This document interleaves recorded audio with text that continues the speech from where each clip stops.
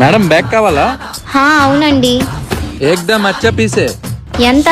5000 5000. తగ్గించండి కొంచెం. కొంచెం మంచి బ్యాగ్ హే లేలో 4000 కి. ఇంకా తగ్గుద్ది, తగ్గించండి ప్లీజ్. మీరు అచ్చా హే కాబట్టి 3000 ఫైనల్. అష్రఫ్ ఒకసారి రావా, నాకు హిందీలో బేరం ఆడడం రాదు. ఎంతంట?